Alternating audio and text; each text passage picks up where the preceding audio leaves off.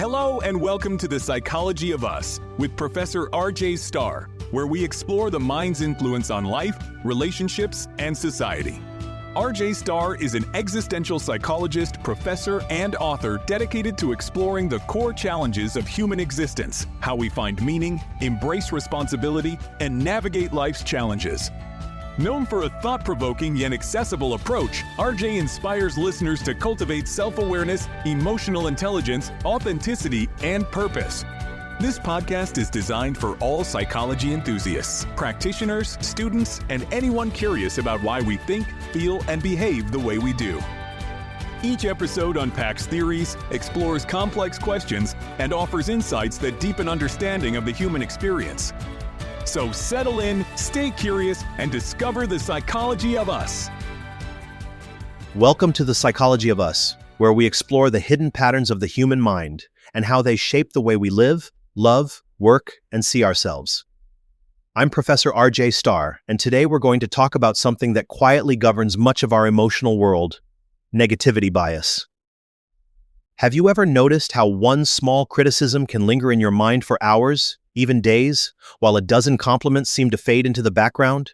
Or how one unpleasant encounter can darken an otherwise good day? That's not you being overly sensitive. That's your brain doing exactly what it's been wired to do. Pay closer attention to the negative.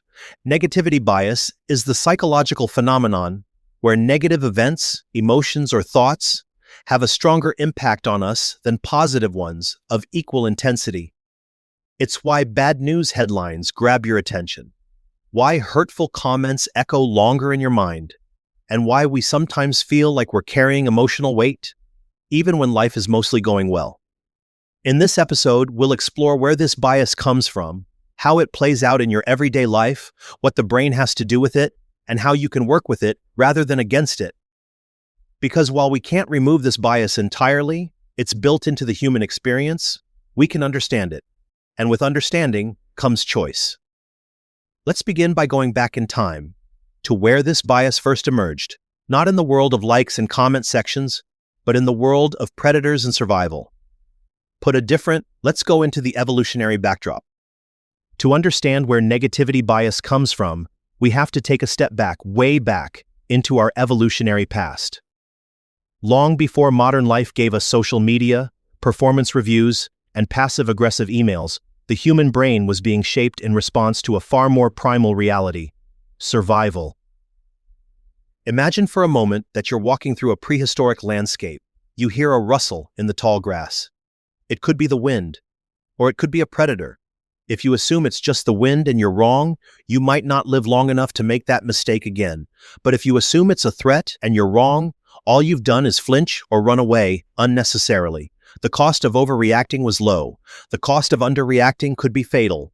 This is the psychological logic that shaped our ancestors' nervous systems, and ultimately ours. Our brains evolved to treat potential threats as urgent, memorable, and emotionally significant. That's how we made it this far as a species.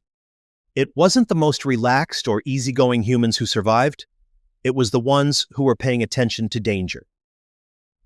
Negativity, in this sense, was a kind of early warning system. It helped us notice when something was off. It prompted us to remember which berries made us sick, which animals were aggressive, which sounds signaled danger. And because remembering these negative experiences increased our odds of surviving and reproducing, the brain became really good at storing them. Better, in fact, than it is at storing positive ones. Even though most of us are no longer living in immediate threat environments, the machinery of threat detection is still online. The amygdala, the part of the brain responsible for emotional reactions, especially fear and danger, hasn't gotten the memo that we're not being stalked by tigers anymore. It still lights up more intensely for negative stimuli than for positive ones. So today, when someone sends you a cold message or gives you a disapproving glance, your nervous system responds with the same wiring designed for survival. You don't just notice the negativity, you feel it, remember it, and sometimes relive it, all because your brain is trying to protect you. Negativity bias isn't a flaw in your character, it's a feature of your design. But knowing that is the first step toward gaining some control over how it plays out in your daily life. How does negativity bias shows up in everyday life? Now that we've traced the roots of negativity bias back to evolution, let's bring it into the present. Because while saber-toothed tigers might be gone, the way we experience modern life still reveals just how powerful this bias remains. Negativity bias shows up everywhere. It's in how we interpret our relationships, how we react to news stories, how we remember our past, and how we perceive ourselves. Let's start with something familiar: feedback. Imagine you've just given a presentation at work. Several people compliment you afterward. They say things like, "That was clear," or "I really liked your structure." But one person says, "It felt a bit rushed toward the end." Which comment sticks with you on the drive home? Most people don't remember the praise nearly as vividly as they remember the critique. That one bit of feedback lodges itself in the mind, not because we're insecure, but because the brain has tagged it as potentially useful for self-preservation. It's trying to help, but it often ends up hurting more than helping. We see it in relationships too. You could have weeks of warm, loving interactions with someone, and then one offhand comment, one harsh word, or even one bad mood can eclipse all of it. Suddenly, the relationship feels uncertain. You might replay the moment over and over again, trying to decode it, make sense of it, protect yourself from it happening again. Even if everything else was fine, that one negative moment becomes the emotional headline. The news media exploits this bias almost perfectly. Bad news travels fast because our brains are drawn to it. Stories of conflict, disaster, betrayal, these light up our attention systems far more than stories of kindness or resolution. It's not that good things aren't happening, it's that they don't pull at us the way threats do. And as a result, we end up consuming a steady stream of emotionally arousing, often distressing content, reinforcing the idea that the world is more dangerous or chaotic than it might actually be. Social media takes this even further. If you post something and get mostly positive reactions, you feel good. But if one person leaves a negative comment or a snide remark, that's the one you fixate on. You might delete the post. You might question your judgment. You might ruminate on what that person meant or whether others silently agree. That's negativity bias in action. One drop of poison outweighs a glass of praise. Even in memory, the negative holds more weight. We can forget entire vacations, but remember one moment when things went wrong. A flight delay, a rude comment, a disagreement. Negative memories tend to be more vivid, more detailed, and more emotionally charged. They stick because they were marked by the brain as important. And to be fair, sometimes they are. But the pattern becomes problematic when the brain starts to believe that what's most emotionally intense is what's most true. And then there's the most personal layer of all: how we see ourselves. We can be doing well in our lives, growing, learning, showing up, but the mind often returns to a few moments of failure, embarrassment, or regret. Maybe you remember something foolish you said years ago, or a time you disappointed someone, or a risk you didn't take. These moments take up more mental real estate than they deserve, but they persist, because the brain is scanning for what went wrong, what could go wrong, and how to avoid it next time. Negativity bias is not just a cognitive glitch. It shapes our self-image, our sense of safety, our ability to connect with others. And without awareness, it becomes the lens through which we view everything: relationships, opportunities, even our own worth. But here's the thing: just because the bias exists doesn't mean we're helpless against it. Once we see how it shows up, we can start to respond differently. And that's where we're headed next: the neuroscience of negativity. So far, we've looked at negativity bias through an evolutionary and experiential lens. But what's happening in the brain when we focus on the negative? What does the science of the mind tell us about this powerful pull toward what's unpleasant? Let's start with the amygdala, the brain's emotional alarm system. The amygdala plays a central role in detecting threats and generating emotional responses, particularly fear, anger, and anxiety. Research using brain imaging shows that the amygdala responds more strongly and more quickly to negative stimuli than to positive ones. It lights up like a warning siren, when something unpleasant or threatening enters our awareness. Even neutral stimuli that could be interpreted as threatening often provoke a reaction. A furrowed brow, a sarcastic tone, a delayed text reply. These things might not be dangerous at all, but your amygdala doesn't take chances. It flags them as possible problems, just in case. It's not in the business of nuance. It's in the business of survival. What's more, negative events activate more cognitive processing.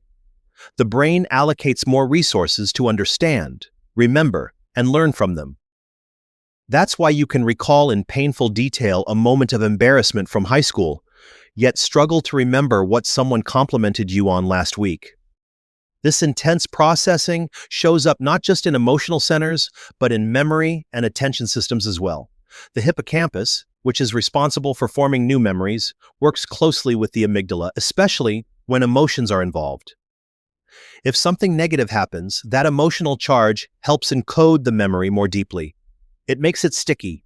It becomes what psychologists call a flashbulb memory, a vivid, enduring mental snapshot of a moment that felt significant, often because it was upsetting.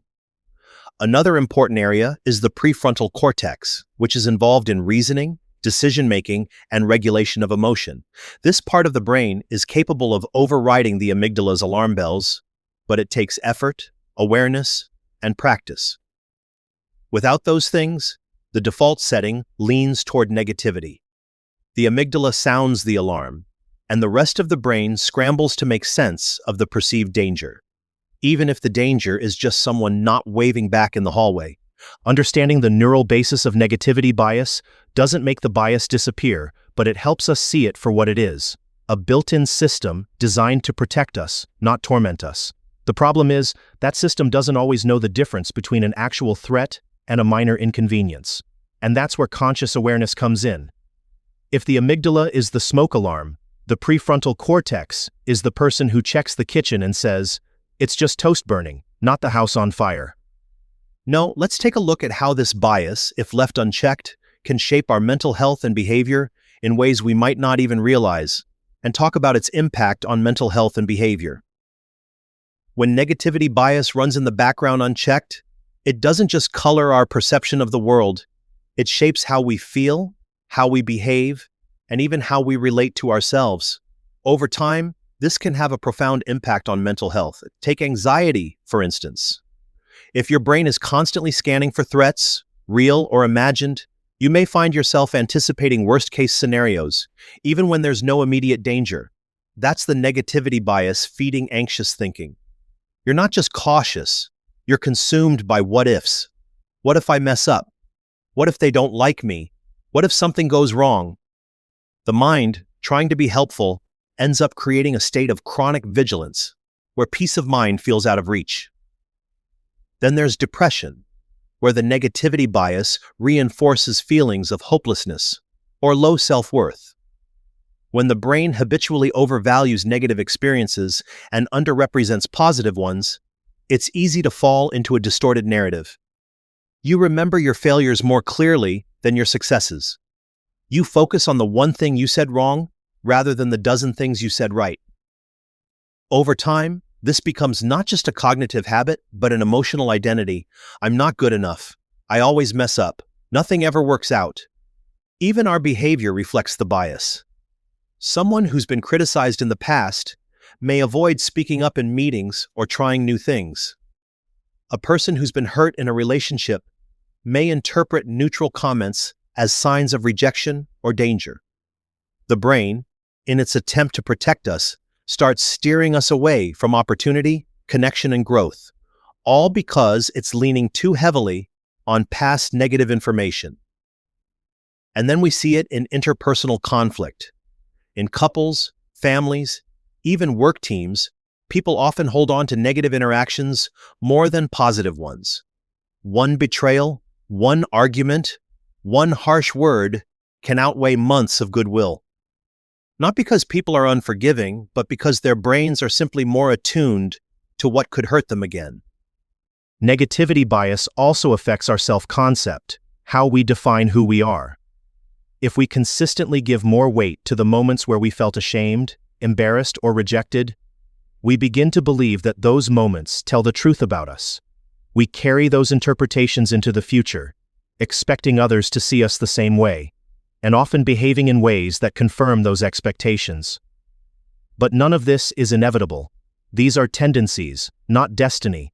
And once we become aware of how negativity bias is shaping our thoughts and behaviors, we can start to interrupt the cycle. We can begin to strengthen the part of ourselves that chooses how we respond, instead of just reacting. And that's exactly where we're headed next: how to work with this bias, rather than be ruled by it. So, can we change the bias? By now, you might be wondering, if negativity bias is wired into us, is there anything we can actually do about it? The answer is yes, but not by trying to erase it. This bias is part of the human condition. We're not trying to uninstall it, we're trying to balance it, to give equal airtime to the good, the neutral, the hopeful, the real. The brain is remarkably adaptable. What fires together, wires together. And just as we've been conditioned to focus on the negative, we can begin to retrain our attention, to notice the positive with more intentionality. One way we do that is through gratitude practice. Now, this isn't about forced positivity or pretending things are fine when they're not. It's about deliberately tuning into what is going well, even in small ways. When you name what you're grateful for, 3 things at the end of each day, for example, you begin to reinforce the neural pathways that hold onto positive experiences. Over time, your brain starts to get better at retrieving those experiences, balancing out the default pull of the negative. Another tool is mindfulness. When you're aware of your thoughts in real time, you can catch the bias in the act. You might notice yourself ruminating over a single awkward moment or replaying a piece of criticism. In that moment of noticing, you gain choice. You can ask yourself, is this helpful? Is this accurate? Is this worth carrying into the rest of my day? Mindfulness doesn't mean the negative disappears. It means it doesn't get to run the whole show. Then there's cognitive reframing, a core concept in cognitive behavioral therapy. It's the practice of challenging distorted thoughts and offering more balanced alternatives. Instead of, I ruined that entire meeting, you learn to say, I stumbled at one point, but I made my key points and stayed professional. It's not about sugarcoating, it's about accuracy. The truth is rarely as harsh as the bias makes it seem. Finally, there's the simple act of savoring. When something good happens, a kind word, a laugh, a beautiful moment, pause and let it land. Give it 10 seconds. Feel it. Most people race past the good, but the brain needs a little time to encode it. Letting it linger is how we shift the balance. None of this removes the brain's tendency toward the negative, but it does help us recenter ourselves in reality. Because the truth is, good things are happening. We just have to give them a fighting chance to be remembered. So now we'll bring all of this together and reflect on what it means to live with awareness, not just of the bias, but of our ability to rise above it. Negativity bias is natural, but it's not final. It's a built-in tendency, not a life sentence. The brain may lean toward what's painful or threatening, but we are not just our brains. It's part of our wiring, yes, but it doesn't have to dominate the way we see ourselves, others, or the world around us. We are conscious beings with the capacity to notice, to question, and to choose. When we recognize this bias for what it is, an overactive alarm trying to keep us safe, we begin to take back control of our attention, our emotions, and ultimately, our story. We learn to hold space for the full spectrum of our experiences, not just the sharp and uncomfortable ones. With awareness and intention, we can begin to create a more balanced mental life.